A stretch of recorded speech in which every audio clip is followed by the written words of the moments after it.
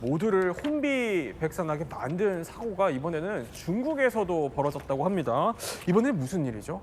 예, 여러분들 출렁다리 많이 들어보셨잖아요. 근데 네. 지금 모습 보시면 다리 한쪽 케이블이 끊어졌고 상판이 기울어져 있고 바닥에 네. 저렇게 떨어진 듯한 사람들의 모습을 볼 수 있습니다.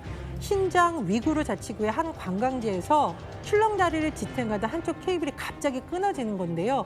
무려 29명의 관광객이 추락했습니다. 근데 저 그래요? 출렁다리가 사실 굉장히 유명한 네. 곳입니다. 그 이유는 저 출렁다리를 건너다 보면 스릴감을 느낄 수 있는데 주변 환경도 너무 아름다운 거예요. 그러니까 저런 관광 좋아하시는 분들 사이에서는 한 번쯤 가보고 싶다라고 할 정도로 유명한 것이었는데 그런데 문제는 뭐냐? 이번 사고가 난 곳의 영상을 보면 네. 다리도 굉장히 위험하고요. 하천이 이미 굉장히 수위가 높아졌습니다. 물살이 굉장히 거세게 흐르고 있죠. 예. 그래서 저기에서 떨어진 관광객들이 물살에 떠밀려 가다가 구조가 됐다고 하는데요.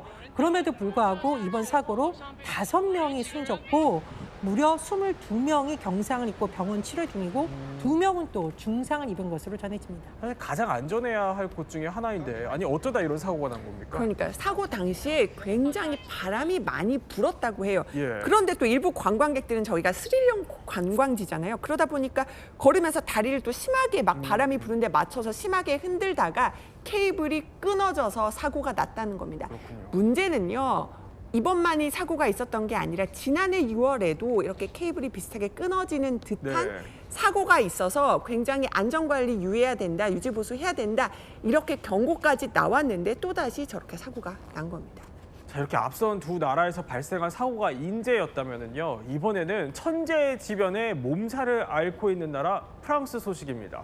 아니 무려 파리의 1.5배에 해당하는 면적이 불에 타고 있다고 해요. 네, 그렇습니다. 지금 보시다시피 이렇게 하늘을 완전히 뒤덮는 그런 예. 거대한 화마 그리고 연기를 볼 수가 있는데 정말 이제 뭐 마을까지도 코앞에까지 들이닥친 그런 상황입니다. 그리고 아유. 지금 이 소방을 위해서 비행기가 이 소방 관련 그런 물질을 뿌리고 지나가는데 그 바깥에 그런 하늘을 보면은 사실 뭐 하늘이 전혀 보이지 않을 정도로 거대한 연기가 예. 휩쓸고 있는 그런 모습을 보이고 있습니다. 그리고 이렇게 한쪽 면에서는 이 불길이 줄을 잇듯이 이렇게 덮치고 있는 그런 장면도 확인을 할 수가 있었고요.